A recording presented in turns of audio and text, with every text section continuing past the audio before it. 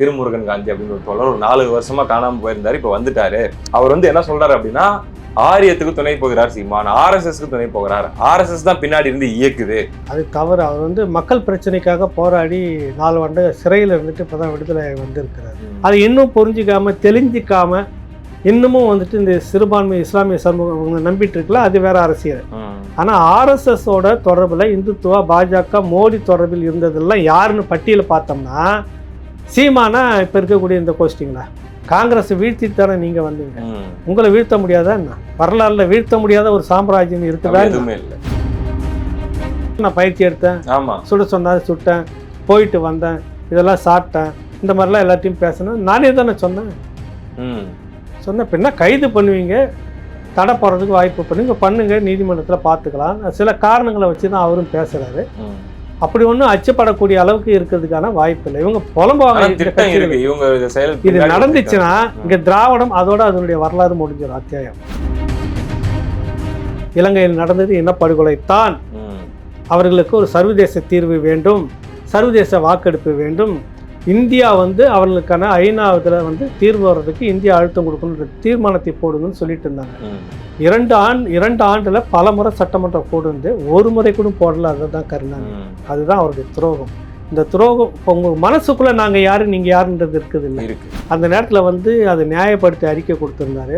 இந்த கம்யூனிஸ்டுங்களெல்லாம் தான் இப்படிலாம் நடந்துக்கிட்டு கூலி உயர்வா அது இதுன்னு கேட்டு இருக்கிறத வச்சுட்டு வாழ்ந்துட்டு போக தெரியாதா? அதனால தான் அப்படி நடந்துச்சு. இது அநீதினு பேசல, கம்யூனிஸ்டுகளால தான் அது நடந்துச்சுன்னா பேசின மனுஷன். அந்த மனுஷன் உழைக்கும் மக்கள் பக்கத்துல வந்து இருக்க மாட்டாரு. எல்லாம் அதுல இருக்குது. தந்தை பெரியார பேசிட்டு நீங்க எப்படி சொல்றீங்க? ஆனா வந்து தந்தை பெரியார பேசிட்டாங்கன்னு சொல்லி கம்யூனிஸ்ட் தோழர்கள்லாம் கூட அங்க இறங்கி பயங்கரமா ஈரோடு கிழக்குல திமுகவுக்கு இது ஒரு கிளையா நீங்க மாத்திருங்களேன். எதுக்கு இவ்வளவு விஷயமும் வச்சிருக்கிறோம் நம்ம கேட்கறோம். அதாவது தமிழ் தேசிய அரசை நீர்த்து போக செய்யறதுக்காக தான் அவர் இறக்கப்பட்டாருன்னு ஒரு கேள்வி இருக்குது. அப்படிதான் விஜயும் பார்க்கலாமா?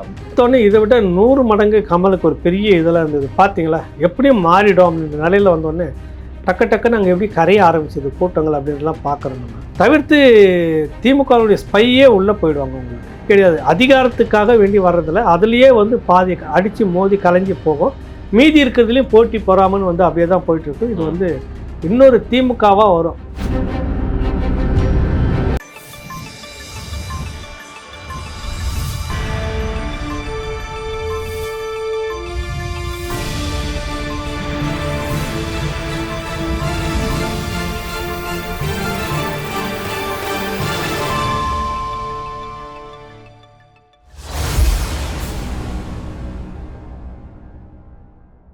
ராவணா பார்வையாளர்கள், தமிழ் தேசிய உறவுகள், நண்பர்கள் அனைவருக்கும் வணக்கம். இந்த வாரம் உரையாடி உறவாடு நிகழ்ச்சியில ஐயா ஏகலைவன் அவர்கள் நம்மளோட இணைஞ்சிருக்காங்க. ஐயா வரவேற்றலாம். ஐயா வணக்கம். வணக்கம் வணக்கம் வணக்கம். நலமா? நல்லா இருக்கேன். எப்படி இருந்துச்சு ஈரோடு பயணங்கள்?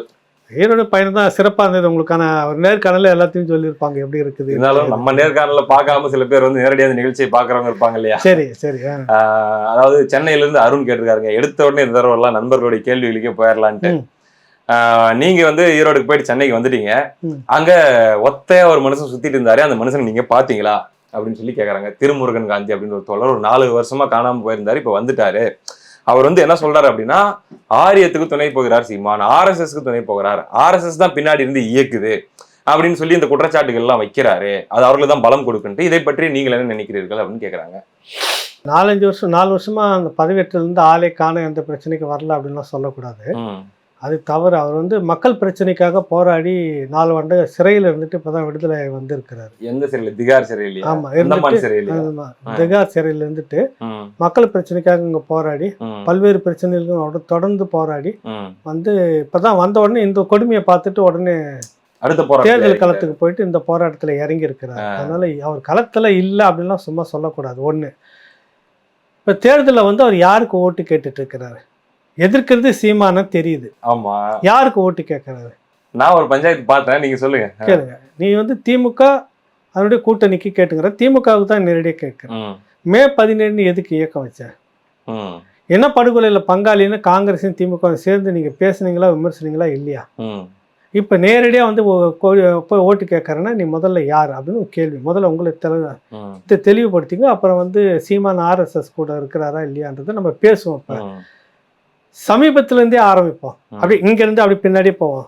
இப்ப சீமான் இருக்கிறார்ல, சீமானை வந்து இந்த ஆர்எஸ்எஸ் தலைவர்கள்லாம் போயிட்டு வீட்டில் சந்திச்சாங்க.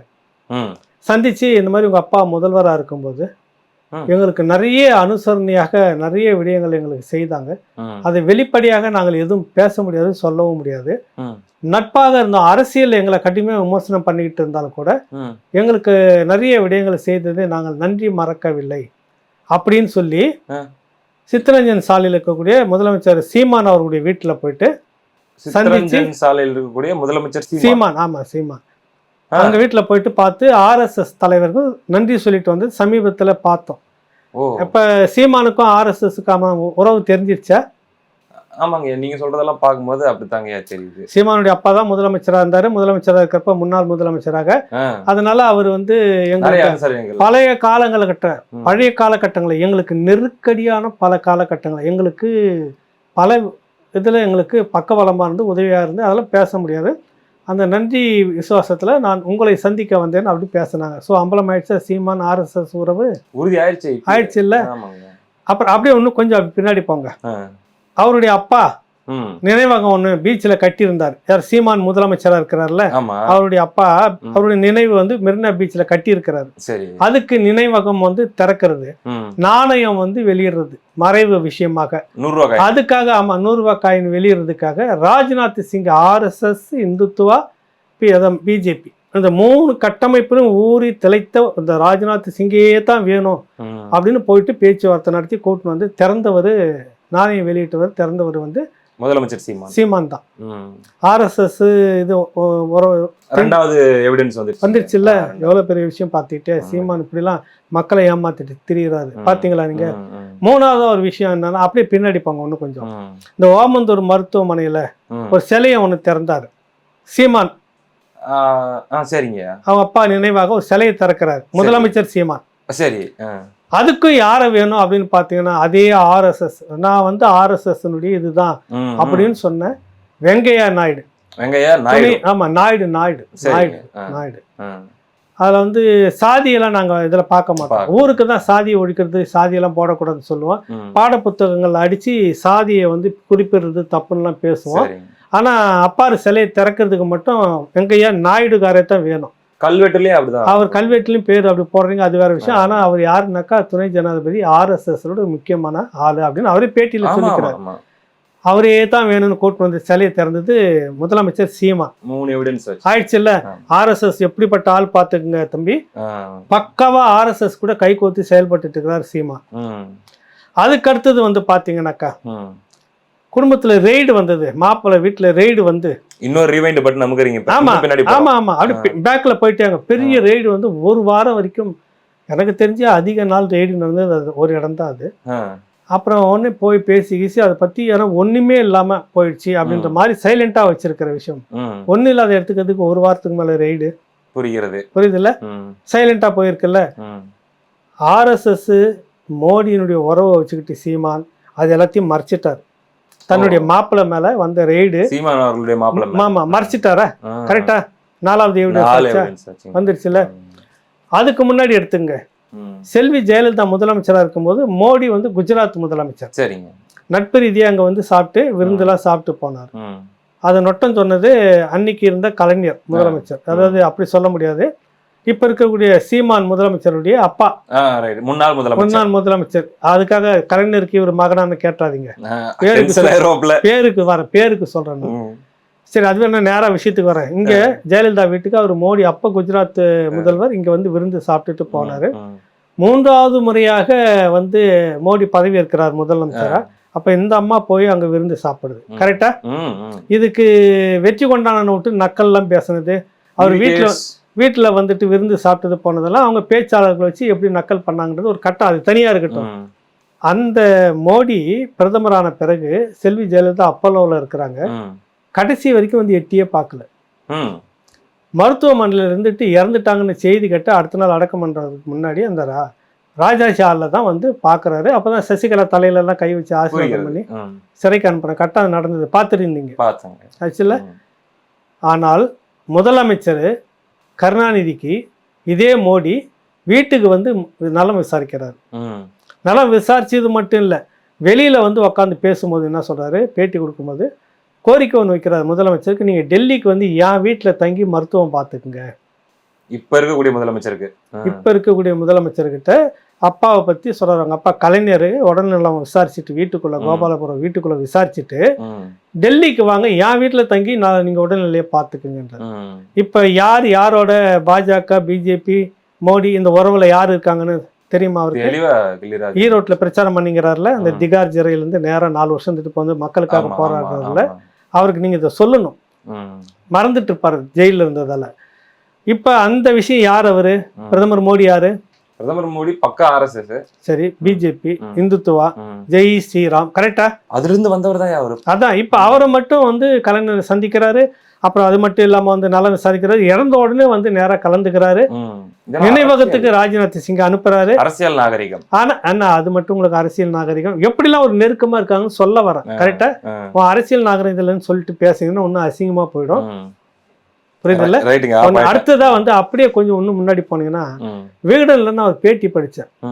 வந்து உங்களுக்கு குருமூர்த்தின்னு நினைக்கிறேன். குருமூர்த்தி பேட்டி எடுக்கும்போது விகடன்லேருந்து எடுக்கிறாங்க பேட்டி. அதை எடுக்கும்போது அவர் சொல்கிறாரு, தமிழ்நாட்டில் நிறைய தலைவர்களை நாங்கள் வந்து அரசியல் தலைவராக பார்க்குறோம்.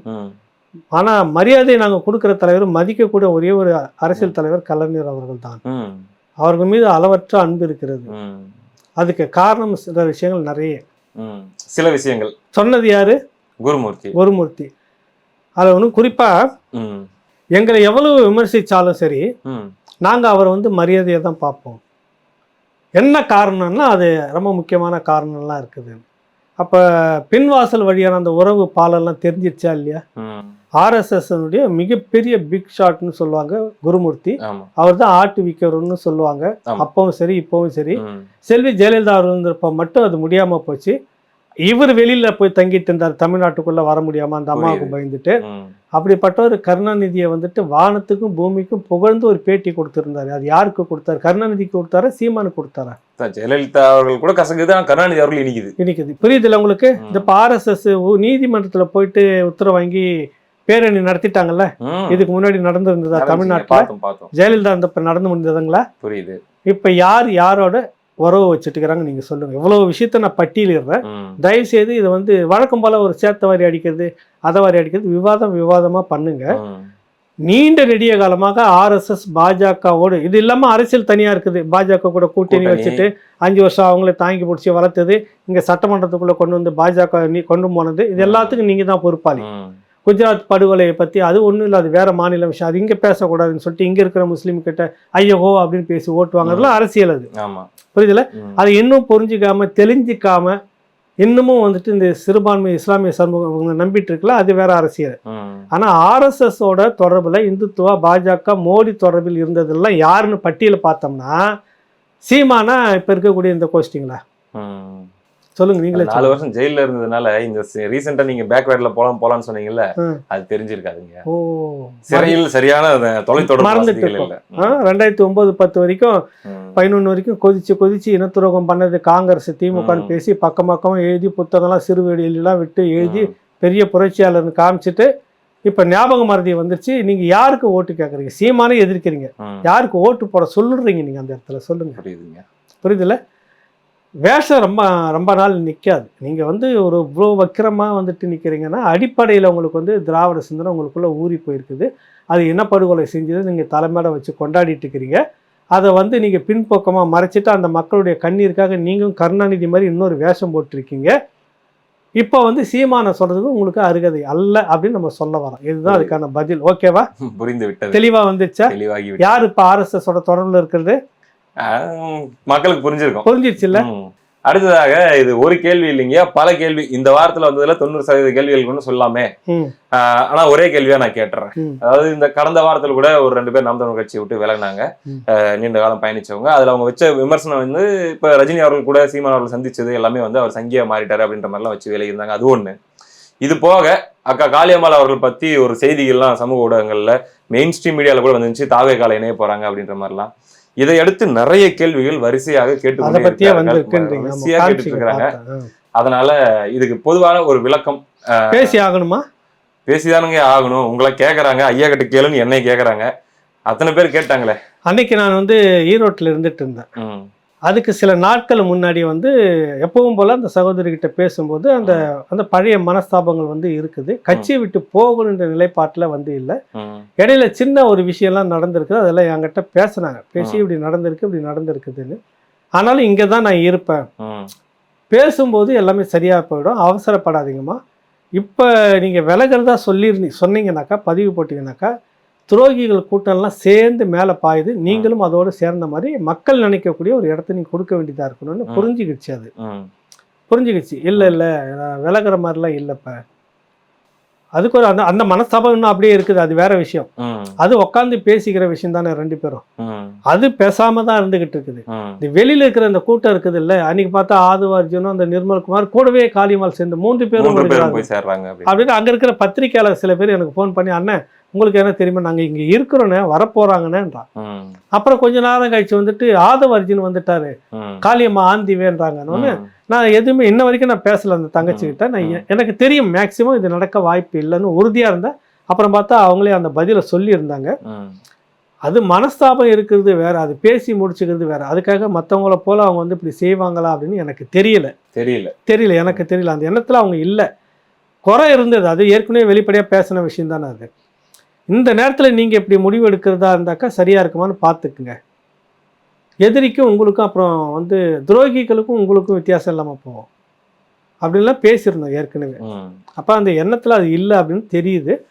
வழக்கம் போல் இது அரசியலுக்காக இப்போ ஊடகத்துக்கு வந்து ஏதாவது ஒரு விஷயம் வேண்டிக்கிட்டே இருக்கணும் தம்பி. குறிப்பாக நாட்டு நடப்பை வந்து எதை சொன்னால் மடமாற்றலாம் அப்படின்னு பார்க்குறாங்க. இப்போ காளியம்மான்றது ஒரு முக்கியமான கண்டென்ட்டாக இருக்குது. அப்போ இதை பற்றி பேசினாக்கா உடனே இதுவாகணும். பார்த்தா ஒருத்தர் வந்து சேர்ந்துருச்சுன்னே ஒருத்தன் யூடியூப்ல பேசி போட்டான் போல நம்பி பார்த்தேன் நான் 2-3 பேரை. திராவிட ஊடகம்லாம் வந்து இந்த மாதிரி வேற மாதிரிலாம் பேசி போட்டு வந்தது. அது எனக்கு தெரியல, அந்த மாதிரி வந்து இணையமா அப்படின்லாம் தெரியல எனக்கு. நான் உறுதியாக இருந்தேன். அது மாதிரி தான் இப்போ இந்த நிமிஷம் வரைக்கும். இனிமேல் தான் நம்ம பேசணும். ஏன்னா தகவல் இருந்தால் உங்களுக்கு நான் கட்டாயம் சொல்கிறேன். அதாவது நான் எப்படி பார்க்குறேன்னு என்னுடைய புரிதல் நான் சொல்கிறேனே. இது இந்த சர்ச்சைகள் வந்தப்பயே நான் ஒரு புரிதல் வெளிப்படுத்தியிருந்தேன். தொடர்ச்சியா பார்த்துட்டே இருங்க. அது அடிக்கடி மேடைகள்ல நிகழ்வுகள் நீங்க பாக்குறீங்கனாலே உங்க சந்தேகம் தீர்ந்துடும். அப்படி இல்லை அப்படின்ற பட்சத்துல அது ஒரு கேள்விக்குறிதான். அதற்கான பதில் அவங்க சொல்லும் போது தான் நம்ம தெரிஞ்சுக்க முடியும் அப்படின்ற மாதிரி சொல்லியிருந்தேன். வெளியில வரும்போது பேசிக்கலாம். இப்ப பிரச்சனை இல்லை. இன்னைக்கு இருக்கிற தேதிக்கு வந்து இணைஞ்சிட்டாங்க போயிட்டாங்க. ஏன் இவ்வளவு கூப்பாடு, என்ன காரணம்னா அந்த களத்தை வந்து பலகீனமா ஆக்கணும் எதிராளி. அது பேசாம தான் இருக்குது. அதால பிரச்சனை இல்லை. இந்த ஊடகங்கள், திராவிட லாபி ஊடகங்கள் வந்து இதை இப்படி செய்வதன் மூலமாக அந்த களத்தில் எங்கே அது இல்லைன்ற ஒரு மாதிரி ஒரு கவனம் ஈர்ப்பு வரும், மக்கள்கிட்ட ஒரு கேள்வி வரும். அதன் மூலமாக எதனா பலகீனப்படுத்தி அதன் மூலமாக எதனா சிதைவு ஏற்படுத்தலாமான்னு ஒரு நோக்கத்தில் தான் கூப்பாடாக போட்டு கத்துறாங்க. அப்படி பார்த்தீங்கன்னாக்கா இப்போ உங்கள் வேட்பாளருக்கே உங்கள் மந்திரிகளே யாருமே போகிறதில்ல, என்ன காரணம்னு கேள்வி கேட்டால் உட்கட்சி பூசல், அதனால போகலைன்னு ஒத்துக்கலாமா? சொல்லலாங்க. இல்லை, உண்மையிலேயே வந்து உட்கட்சி பூசல், அதனால தான் நிறைய பேர் அங்கே போகலை. கடந்த முறை எல்லாம் போனாங்கல்ல. இந்த மாதிரி ஒத்த கட்சி சீமான் அவருக்காக இவ்வளோ பேரும் போகக்கூடாது, அப்படிலாம் வேண்டியதெல்லாம் படுத்துக்கிட்டே ஜெயிச்சிடலாம் அப்படின்ற மாதிரி வேட்பாளர்கள் பேட்டி கொடுத்தது கூட பார்த்தா நக்கல் அடிச்சு. அது இருந்தாலும் கூட ஒரு கட்டீஸ்க்காக போகணும் இல்லை. அப்போ உட்கட்சி பூசல் உங்ககிட்ட இருக்குதுன்னு பேசலாம்ல. இதே ஊடகங்கள் வேட்பாளர் தேர்வில் அவங்களுக்கு வந்து திருப்தி இல்லையே இருந்திருக்கலாம்ல. அதனால தான் போகாம இந்த சின்ன சின்ன அல்ல கோஷ்டிகள் அனுப்புறாங்களா அப்படின்னு எடுத்துக்கலாமா? விவாதத்துக்கு நம்ம பெருசாக்கலாம். உங்களை போல ஊடக வலிமை இந்த பக்கம் இருந்ததுன்னா இந்நேரம் இதுதானே பெருசா இப்ப பேசியிருப்பாங்க. கண்டிப்பா நடந்திருக்கும்ல. இதே அதிமுக அங்க போட்டிட்டு திமுக இல்லாம இருந்து அதிமுக வேற யாரும் போக வேணாம், அங்க இருக்கிற மாவட்டம் மட்டுமே அவருக்கு எதிராக போட்டிட்டு ஜெயிச்சு வெட்டிட்டு வரட்டும் அப்படின்னு இருந்துட்டு இருந்துச்சுனாக்கா இந்நேரம் உங்க ஊடகங்கள் வந்து இந்த அமைச்சருக்கும் குடிமைப்பிடி சண்டை, அதனால் களத்துக்கு செல்லவில்லை, எத்தனை கதைகளை நீங்க பேஸ் வாய்ஸ்ல வாசிச்சிருப்பீங்க. புரியுதுல்ல? இதான் நிலவரம். ஒரு ஒற்றை குரல் வந்து இந்த திராவிடத்துக்கு எதிராக வருதுன்றப்ப அது காலம் முழுக்க அது மேலே விழுந்து அழுத்தி மடமாத்தி காயடிச்சு ஒன்றும் இல்லாமல் ஆக்குறது வாடிக்கையாக இருந்திருக்கு. இப்போ கொஞ்சம் வீரியமாக இருக்குதுன்றதால என்ன பண்ணணும் ஒரு பெரிய தவிப்பில் இதோட நடந்துகிட்டு இருக்கிறதா நான் புரிஞ்சுக்கிறேன். காலம் எப்பவும் ஒரே மாதிரி இருக்காது. காங்கிரஸ் வீழ்த்திட்டு தானே நீங்கள் வந்தீங்க, உங்களை வீழ்த்த முடியாதா என்ன? புரியுதுங்க. வரலாறுல வீழ்த்த முடியாத ஒரு சாம்ராஜ்யம் இருக்குதா? எதுவுமே இல்லை. வெயிட் பண்ணுங்க அப்படின்னு சொல்ல வரும். அடுத்து ஒரு முக்கியமான உண்மையிலே நானும் தெரிஞ்சுக்கணும்னு ஆசைப்படுற ஒரு கேள்வி. வருண்குமார் IPS அவர்களை வச்சு இந்த கேள்வி வந்து எழுதியிருக்காரு. நான் பேரை படிக்கிறேன். அதாவது என்ன அப்படின்னா, தலைவர் அல்லது அமைப்பு இதோட அண்ணன் சீமான் அவர்களை தொடர்புபடுத்தி அவர் ஒரு மீட்டிங்ல பேசிட்டு ஏற்கனவே இது ஒரு பயங்கரவாத கும்பல் அப்படி இப்படின்லாம் பேசியிருந்தாரு. இந்த சூழல்ல திட்டமிட்டு ஒருவேளை அண்ணன் சீமான் அவர்களும் தலைவரும் சந்தித்ததாக சொல்லப்படுற இந்த விஷயங்கள் சம்பந்தமாக ஒரு சர்ச்சையை வந்து திராவிட கும்பல் எழுப்பி இந்த தரப்பை பேச வைக்கணும்ன்றதுக்காக, இது வரைக்கும் பேசாம இருந்தவங்க எல்லாம் கூட வெளிப்படையா பேசணும் அப்படிங்கிறதுக்காக பேச வச்சு இதை ஒரு சிக்கலா கொண்டு வரதுக்காக திட்டம் போடுறாங்களா நாம் தமிழர் கட்சிக்கு? இல்ல, அது ஒரு நோக்கம் உள்நோக்கம் இருக்குது. அது விஷயமா அவர்கிட்டயே நான் பேசியிருக்கிறேன். ஏற்கனவே என்ஐஏவில் அந்த டீமை சேர்ந்த நாம் தமிழர் கட்சியை சேர்ந்த சில பேரை கூப்பிட்டு விசாரிச்சிருந்தாங்க. அடுத்தது வந்து இப்படிலாம் சொல்லி இதன் மூலமாக இல்லை நடந்துச்சு தான் அப்படின்னு சொல்லிட்டு குரல்லாம் எடுத்து வெளியில் வச்சுக்கிட்டோம்னா இதை சொல்லி நாளைக்கு ஏதாவது நடவடிக்கை எடுக்கிறதுக்கு வாய்ப்பு இருக்குமா அப்படின்னு பார்க்குறாங்க. இவர் போயிட்டு வந்ததுலேருந்து எல்லாருமே பேசிக்கிட்டு தான் அங்கெல்லாம் செய்துட்டே இருக்காங்க. அப்படி பார்த்தீங்கன்னாக்கா பல இதுவை 2009, 2011 வரைக்கும் ஆதரித்து இன்ன வரைக்கும் அப்பப்போ கொடி ஏற்றிட்டு இருக்கிற வைகோ நீங்கள் வந்து தடை பண்ணணும், திருமாவளவனை தடை பண்ணணும் எல்லாரும் சொல்லியிருக்காங்க. போயிட்டு வந்து ஆயுத பயிற்சி எடுத்தார் அப்படின்னு சொல்கிறத வந்திருக்குல்ல, அது ஷூட்டிங் அப்போ எடுத்து பார்த்தான்னு கூட சொல்லிக்கலாம், இல்லை பயிற்சி அம்மா இருந்துச்சு எடுத்து சுட்டு பார்த்தான்னு கூட சொல்லியிருக்கலாம். இதுக்கு வடக்க சில இயக்கங்கள் சில மாநில பிரச்சனைகள் இந்த மாதிரியான வழக்கெல்லாம் வந்திருக்குது. அதெல்லாம் பெரிய இதுவெல்லாம் ஒன்றும் இல்லை, நீங்கள் போடலாம், ஆனால் அது உங்கள் கனவுக்கு ஏற்ற மாதிரி முடியாது. இது வந்து நிறைய சட்ட சிக்கலுக்குள்ளே வந்து விசாரித்து சட்ட சிக்கலுக்குள்ளே விவாதம் பண்ணி தான் அந்த வார்த்தையை அவர் பேசுகிறதா வந்து சொல்கிறாரு. நான் வந்ததுலேருந்து பேசிட்டு இருக்கிறேன் ஐயா, இப்போ ஒன்றும் புதுசாக பேசலை, அப்போ வந்து சொல்லிட்டு இருக்கிறேன். இப்போ வலுவாக வந்து பொய் அப்படின்னு சொல்லிட்டு சில பேர் இட்டு வந்து விட்னஸ் சொல்கிறப்ப அதுக்கு எதிர்குறலாக சில விட்னஸ் வருது. நானே தானே சொன்னேன், பயிற்சி எடுத்தேன், சுட சொன்னாரு சுட்டேன், போயிட்டு வந்தேன், இதெல்லாம் சாப்பிட்டேன், இந்த மாதிரிலாம் எல்லாத்தையும் பேசினேன், நானே தானே சொன்னேன். பின்ன கைது பண்ணுவீங்க, தடை போடுறதுக்கு வாய்ப்பு பண்ணுங்க, நீதிமன்றத்தில் பார்த்துக்கலாம், சில காரணங்களை வச்சு தான் அவரும் பேசுகிறாரு. அப்படி ஒன்றும் அச்சப்படக்கூடிய அளவுக்கு இருக்கிறதுக்கான வாய்ப்பு இல்லை. இவங்க புலம்புவாங்க, இது நடந்துச்சுன்னா இங்க திராவிடம் அதோட அதனுடைய வரலாறு முடிஞ்சிடும் அத்தியாயம். நீ யாருன்றது இவ்வளோ சூழ்ச்சி பண்ணி இந்த இனத்துக்காக ஒரு குரலை பேசக்கூடிய ஒருத்தரை இதற்காக வேண்டியதை தூக்கி உள்ள வைக்கிற இந்த கட்சி தடை பண்றேன்னா நீ யாருன்றது மக்களுக்கு அம்பலப்பட்டு போயிடும். இத்தனை ஆண்டு காலம் தமிழ் என்ற போர்வில் இந்த நாட்டில் எங்க தலைமையில உட்காந்துட்டு சொரண்டி தின்னு கொழுத்து வளர்ந்துருக்கிற நீ உன்னுடைய பணத்திமிரை வைத்து என் இனத்துக்காக குரல் கொடுத்த ஒருத்தனை தீக்கு உள்ளே வச்சுக்கிற இந்த கட்சியை நீ கலைக்கிறேன்னு நீ யாரா பார்க்கலான்ற அன்னையோட அதனுடைய வரலாறு இறுதி அத்தியாயத்தை நோக்கி தொடங்கும். மகன் அடுத்தது பேரப்புள்ள இவங்கெல்லாம் வந்து முதல்வர் கனவு இதோட அறுத்து போட்டு சாம்ராஜ்யம் க்ளோஸ்ன்ற மாதிரி விஜயநகர சாம்ராஜ்யத்தினுடைய எண்டு அப்படின்னு போட்டுக்கலாம். நான் வேணா உறுதியாக சொல்கிறேன், நீ ஒரு மாதிரி நடத்திப்பாரு, பாஜக கூட மறைமுகமாக சேர்ந்து இதெல்லாம் சேர்ந்து இப்படி நடத்திப்பாரு, தமிழ்நாடு என்ன ஆகுது, அடுத்த தலைமுறை இது எப்படி எடுக்குது, பிறகு என்னவா உங்க முடிவு அத்தியாயம் வருதுன்றதை பாருங்க.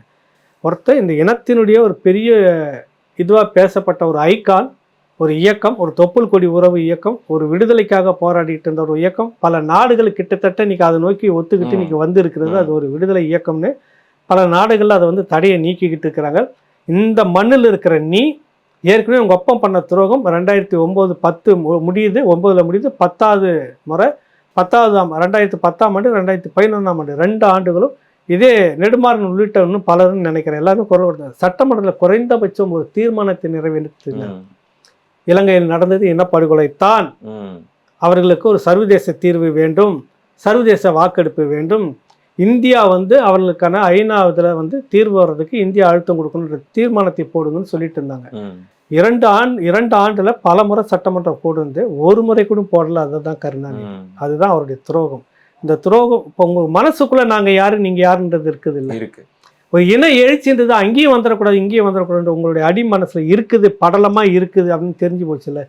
11ல் சம்பந்தமே இல்லாம ஒரு பாப்பாத்தி வந்தாங்க, சட்டமன்றத்தில் அறிவிச்சாங்கல்ல 7 விடுதலை, இலங்கைக்கு வந்து இந்தியா பொருளாதார உதவி பண்ணக்கூடாது, சர்வதேச வாக்கெடுப்பு நடத்தணும், நடந்தது போர்க்குற்றம், நடந்துச்சா இல்லையா?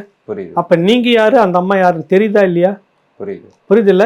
இப்ப உங்களுடைய மகன் ஸ்டாலின் அவர்கள் வந்து உட்காந்துக்கிட்டு இந்த வேலையை செய்தார்னு வச்சுக்கோ, தடை அப்படின்னு செய்தார்னு வச்சுக்கோ, சிறை அப்படின்னு செய்தார்னு வச்சுக்கோ, அதுக்கு அடுத்த வருஷம் இப்படிதான் வரும். நீங்க யாருன்றது இந்த மக்கள் மத்தியில ரொம்ப காலம் இதே நீங்க தீவிரவாதம் அது இதுன்னு இப்படியே ஓட்டிட முடியாது.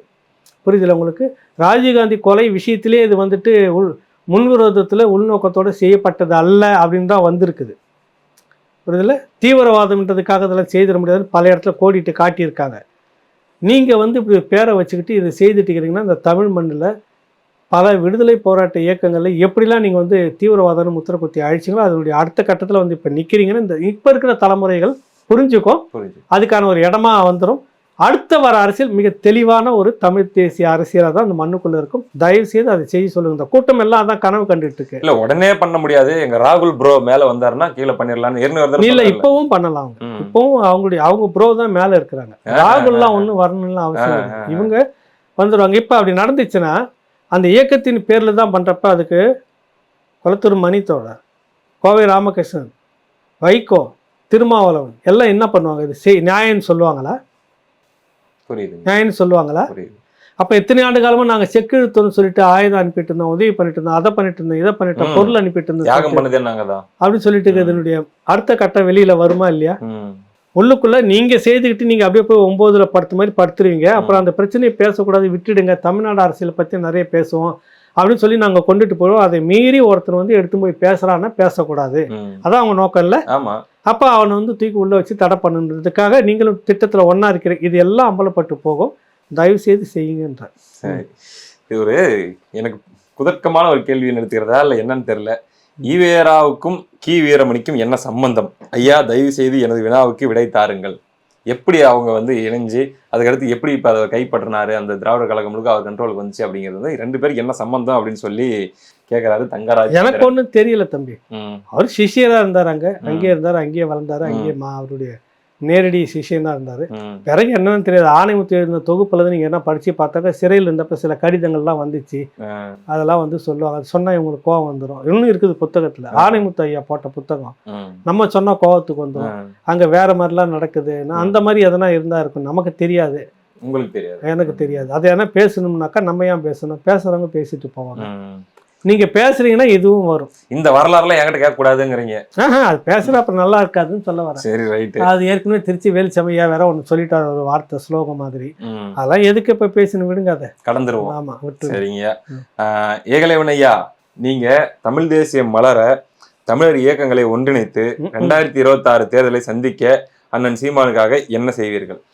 இது இப்ப நான் தான் அப்படின்னு செய்யறதுலாம் இல்ல, நீங்க தான் செய்யணும். இல்ல தப்பு. அது வந்து சிக்கலுக்குள்ள நம்மளை மாட்டணும்னு பாக்குறாங்க. எல்லாருக்குமே இந்த பொறுப்பு இருக்குது. இப்ப இந்த தேர்தலில் உண்மையான தமிழ் தேசியத்துல இருக்கிறவங்க யாரு, வேற வேற காரணங்களுக்காக இருந்தவங்க யாருன்னு எக்ஸ்போஸ் ஆகுறாங்க. தமிழ் தேசிய சீமான் மேல எல்லாருக்குமே விமர்சனம் இருக்கும். கடுமையா எதிர்த்து பிரச்சாரம் பண்ணவர் உங்களுக்கு அதிகமான கந்தசாமி நேற்று போய் பிரச்சார கூட்டத்தில் பங்கெடுத்துட்டு பேசுறாரு. ஏர்போர்ட் மூர்த்தி அங்க இருக்கிறாரு, தீரன் திருமுருகன் இந்த விஷயத்த பேசி களத்துல வேலை செஞ்சுட்டு இருக்கிறாங்க. இன உணர்வு அடிப்படையில தமிழ் தேசியம் தான் அப்படின்ற அத்தனை பேரும் ஒன்றிணைக்கிறதுக்காக திராவிடர்கள் செய்த இந்த விஷயம் இப்போ வந்து அம்பலப்படுத்தி இருக்குது. நிறைய பேர் களத்துக்கு போயிட்டாங்க. இன்னும் சில பேர் ஏற்கனவே இருந்துட்டு இந்த இசைக்கு கார்வனன் இயக்குனர் அவர்கள் வந்துட்டு திருமணம் ஒரு நிகழ்வு, சொந்த அக்கா மகள் திருமணம்ன்றதால களத்துல ஊர்ல இருந்துட்டார். இல்லைன்னா அவரு அங்க போய் பண்ணியிருப்பாரு. எங்களுக்கு எல்லாரும் நாங்க விமர்சனம் பண்ணதான், பட் இதை விட்டுட முடியாது. அவர் பேசுற அரசியல் சரியான அரசியல், நம்ம எல்லாம் ஒன்னா சேர்ந்து தான் நிக்கணும்னு இப்ப தொடங்கி இருக்குது. இது அப்படியே விரிவடையும், அதுவா நடக்கும். ஆமா, 18 தொல்குடிகள் சார்பாக ராஜாலி தோழர் வந்து பிரஸ் மீட்டே வச்சாரு. இந்த விஷயத்துல சீமானை நாங்க ஆதரிக்கிறோம் அப்படின்னு சொல்லிட்டு களத்துக்கு போய் வேலை செஞ்சிச்சு. 18 தொல்குடிகள்னாக்கா பட்டியல் சமூகம்னு நினைச்சிடாதீங்க. இந்த தமிழ் சமூகத்துல மூத்த குடிகள் தேவேந்திரர், பறையர் சமூகம், வன்னியர் சமூகம் இப்படின்னு சொல்லக்கூடிய இந்த மூத்த குடிகள், அதுல இருந்து நிறைய பிரிஞ்சு இருக்காங்க. அந்த தொல்குடிகள் எல்லாரும் ஒரு ஆர்ஜின் சொல்லுவாங்கல்ல, ஒரு மூலம். அந்த தொன்மையான இனம் அத்தனையும் ஒன்னா சேர்ந்துக்கிற தமிழ் சமூகம்னு சொல்லிட்டு ஒரு பட்டியல் வச்சிருக்காங்க. அவங்க ஒரு குழுவா இருக்கிறாங்க. அவங்க எல்லாரும் சேர்ந்து போய் ஆதரிச்சு வேலை செய்துட்டு இருக்கிறாங்க. காலம் மாறிக்கிட்டு இருக்குது. கட்டாயம் உணர்ந்து நிறைய பேர் வந்து உள்ள சேருவாங்க. இணைந்து செயல்படக்கூடிய ஒரு சூழ்நிலை 2026 தேர்தலில் வந்து இருக்கும். இன்னைக்கு 26, அதாவது 25 ஈரோடு கிழக்கு களத்துல பார்த்த அந்த ஆளுமைகளை நம்ம 26 தேர்தல் கூடுதலாக வருவாங்க. அதனால நீங்க வந்து சோர்வு அடைஞ்சிட வேணாம். சரி, நம்பிக்கையா இருங்க. அடுத்து வந்து மாறும். திராவிடம் மட்டும்தான் அப்படி வந்து நிறைய பினாமிகளை உருவாக்கி, இயக்கங்களை உருவாக்கி கூட்டம் நிறைய வந்துச்சு. ஒவ்வொருத்தருக்கும் 10 பேர் கூட இருக்க மாட்டாங்க. ஆனா இவர் ஒரு அமைப்பு, இந்த அமைப்பு இருக்குது, அந்த அமைப்புன்னு ஒரு கட்டமைப்பு வச்சிருப்பாங்க. அந்த மாதிரி தமிழ் தேசியத்திலேயா இருக்கக்கூடாது. தொடங்கிடுச்சு. அந்த வெற்றியை நோக்கி நகரும். 26ல் இதெல்லாம் கூடுதலாகவே நடக்கும். அதுக்கான வேலைகளும் நடக்கிறது. காத்துட்டு இருக்குன்னு நம்ம சொல்றோம். மகிழ்ச்சிங்க ஐயா. வணக்கம் ஐயா. ராஜா கேட்கறாருங்க ஐயா. வணக்கம் ஐயா. கீழ்வெண்மணி படுகொலையில் ஈவேராவின் நிலைப்பாடு என்ன? இதில் அவருக்கு ஏதேனும் தொடர்பு உண்டா? கடைசியில என்ன இப்படி கேட்டு முடிக்கிறாரு? ஏன்பா அது பலமுறை பேசியாச்சு, சுருக்கமாவே சொல்லிடுறேன். அந்த கோபால கிருஷ்ணன் நாயுடு கிட்ட போய் விருந்தெல்லாம் சாப்பிட்டுட்டு அங்கேயே இருந்துட்டு வந்ததுக்கானலாம் சொல்லி இப்படி பலரும் பேசிட்டாங்க. அந்த நேரத்துல வந்து அதை நியாயப்படுத்தி அறிக்கை கொடுத்திருந்தாரு. இந்த கம்யூனிஸ்டுங்களெல்லாம் தான் இப்படிலாம் நடந்துக்கிட்டு கூலி உயர்வு அது இதுன்னு கேட்டு இருக்கிறத வச்சுட்டு வாழ்ந்துட்டு போக தெரியாதா, அதனாலதான் அப்படி நடந்துச்சு. இது அநீதினு பேசல, கம்யூனிஸ்டுகளால தான் அது நடந்துச்சுன்னா பேசின மனுஷன் அந்த மனுஷன். அதெல்லாம் அதை பத்தி நிறைய பேசியாச்சு, யூடியூப்ல எல்லாம் இருக்குது, போய் பாருங்க. அப்படி ஒன்று நியாயத்தின் பக்கம் அவர் நிக்கல, வேற காரணங்களுக்காக அந்த இனத்தின் பக்கம் வந்தமா போய் நிக்கிறார் அவரு. அப்புறம் முதலாளித்துவம் ஜீவா வந்து ஈரோட்டு பாதையில வந்து ஒன்று முடிச்சிருப்பாரு, ரொம்ப பிரமாதமான வரி. அந்த புத்தகம் படிங்க, தேடிங்க அவசியமா. ஈரோட்டு பாதை சரியா அப்படின்னு ஒரு புத்தகம்.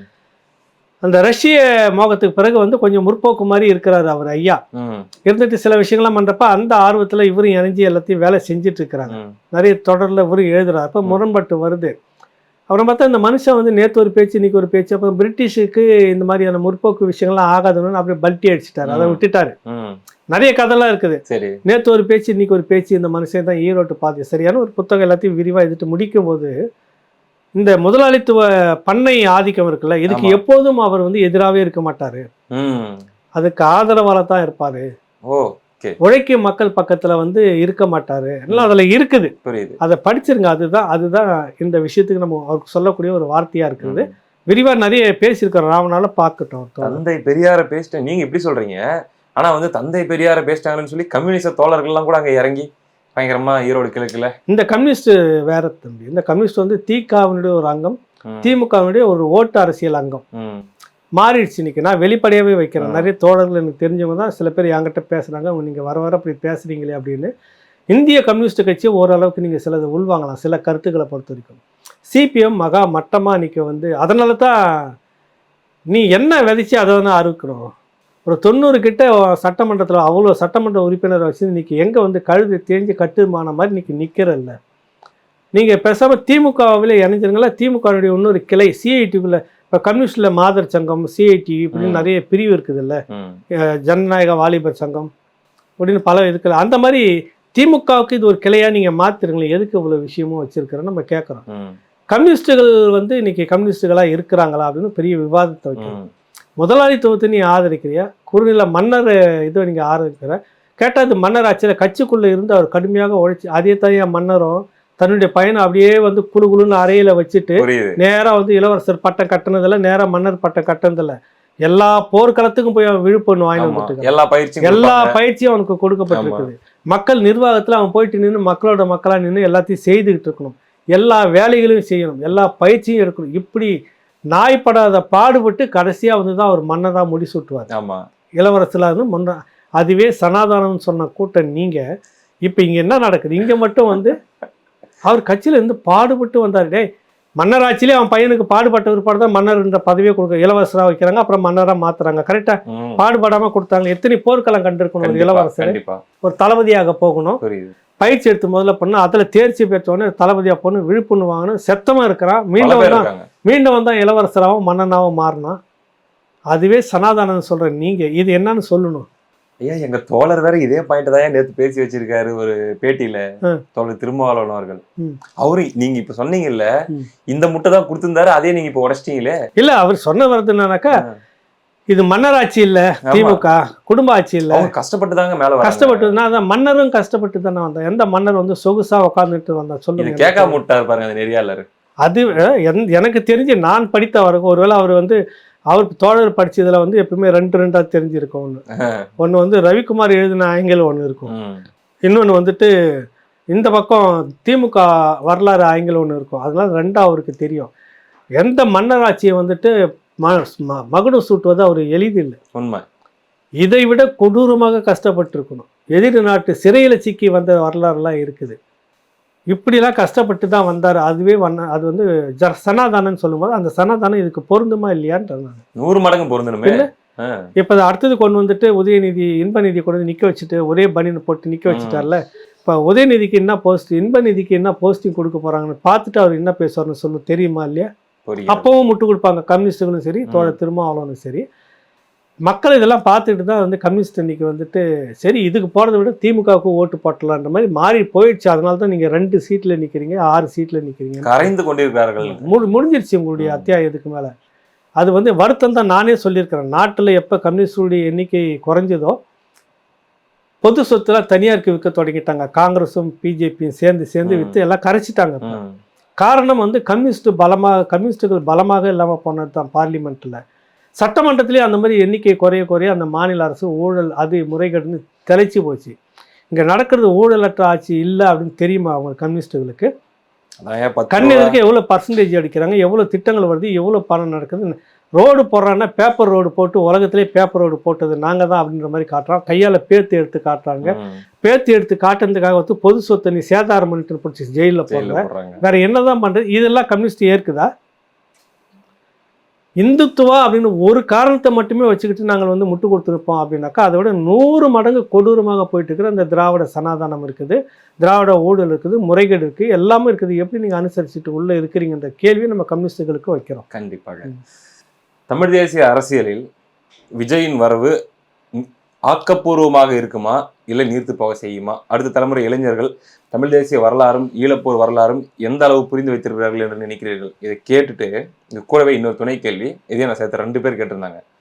2021 கமல்ஹாசன், 2026 விஜய், ஒப்பிடலாமா அல்லது ரெண்டும் வெவ்வேறையா?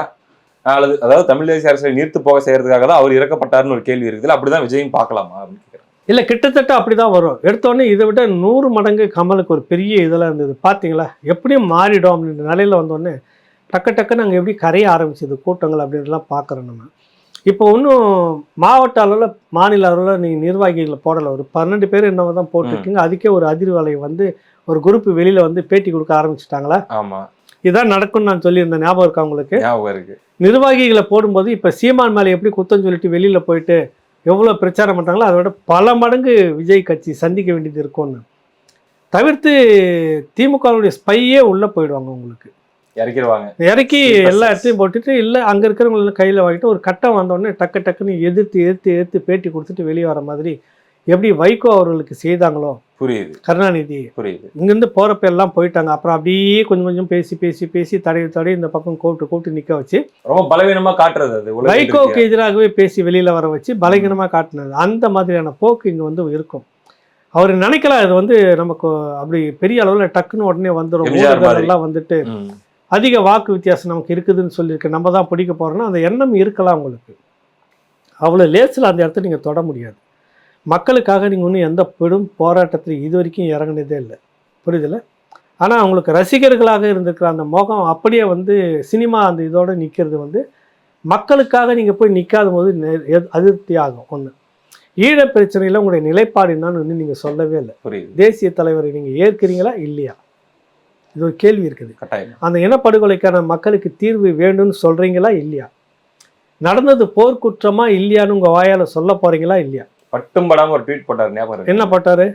மாவீரர் நாள் அன்னைக்கு மாவீரம் போற்றுதும் மாவீரம் போற்றுதும். கரெக்டு. என்ன பேசுகிறோம் நீங்கள்? என்ன ஆர்கனைஸ் பண்ணுறோம்? கட்சி மூலமாக நீங்கள் செய்ய வேண்டியது என்ன? சர்வதேச போர்க்குற்ற விசாரணை, சர்வதேச இதுக்கு அளவில் விசாரணை வேணும் அப்படின்றத சொல்ல போகிறீங்களா இல்லையா? அதற்காக இந்திய அரசு வந்து குரல் கொடுக்கணும்னு பேசுவீங்களா இல்லையா? இவ்வளோ கேள்விகள் இருக்குது தம்பி. ஒரு 200 தீர்மானம் படிப்பாங்க. ஆமாம், அதில் போகிற பக்கம் லைட் அப்படி சொல்லிட்டு போயிடுவாங்க. நீ சொல்லலாம், ஆனால் அதுலேருந்து மக்கள்கிட்ட நீங்கள் அந்நியப்படுறீங்களா சேர்றீங்களா அப்படின்னு ஒன்று இருக்குது. தமிழ்நாட்டு மக்களுக்கான இந்த கனிம வள கொள்ளையில் எத்தனை விடயங்களை நீங்கள் வந்து களத்தில் போய் நின்று இருக்கீங்க, பேசியிருக்கீங்க, செய்திருக்கீங்க. இதெல்லாம் வரணும். இதெல்லாம் வந்து ஒருவேளை நீங்கள் வந்து பெரிய அளவில் சுரண்டிங்கன்னா நாம் தமிழர் கட்சி சீமான் மாதிரி உங்களுக்கு நிலைப்பதற்கான ஒரு வாய்ப்பு ஏற்படும் இருக்கும். அது இல்லாமல் சினிமா அரசியலே நீங்கள் பண்ணியிருந்தீங்கன்னா ஒரு காலகட்டத்தில் அதிகாரத்துக்கு வரவங்க மட்டும்தான் அவங்க கூட இருப்பான். உண்மை. ஒரு தாங்க முடியாதுங்க. இங்கே அப்படி கிடையாதுங்க. இங்கே அதிகாரத்துக்குன்னு யாரும் வரல நாம் தமிழர் கட்சி பக்கம். அது ஒரு உணர்வு போராட்டமாக வந்துட்டு இருக்குது. அங்கே அப்படி கிடையாது. அதிகாரத்துக்காக வேண்டி வர்றதில்ல. அதுலேயே வந்து பாதி அடித்து மோதி கலைஞ்சி போகும். மீதி இருக்கிறதுலையும் போட்டி பொறாமன்னு வந்து அப்படியே தான் போயிட்டுருக்கும். இது வந்து இன்னொரு திமுகவாக வரும், அவ்வளோதான். அந்த லிமிட்டோடு நிற்கும். ஆனால் திமுக வளர விடுமா இல்லையான்னு பின்னாடி நம்ம பார்க்கலாம். ஆனா உங்களுடைய பார்வையில ஒரு பெட்டர் ஆப்ஷன்னா பேசாம அவங்க அதிமுக கூட்டணிக்கு போயிடுறதே நல்லதுதான் அப்படின்ற மாதிரி நினைக்கிறீங்களா? அதுதான் நடக்கும் 26ல். கூட்டணி இல்லாமல் அவரால் தனித்து அண்ணாக்கா வரவேற்கலாம். அப்ப அவர் சேலஞ்சு பண்றாரு, அவரை தன்னை தக்க வச்சுக்கிறாரு அப்படின்னு முடிவு பண்ணலாம். வாய்ப்பு இல்லை. 26லயே அவர் கூட இருக்கிறவங்களே கொண்டு போயிட்டு கூட்டணிக்குள்ள தான் ஐக்கியமாக்கிடுவாங்க. முடிஞ்சு போச்சு. இன்னொரு விஜயகாந்த். அப்படிதான் வரும் நிக்கும். புரியுதுல? அதான். இதோட இந்த வாரத்துடைய முதல் பாகத்தை நம்ம முடிச்சுக்கலாங்கய்யா. மீண்டும் 2வது பாகம் உரையாடி அடுத்த 2வது பாகம் உரையாடி உறவாடி நிகழ்ச்சியில நம்ம சந்திப்போம். நன்றி. வணக்கம் பெரியகுமார்.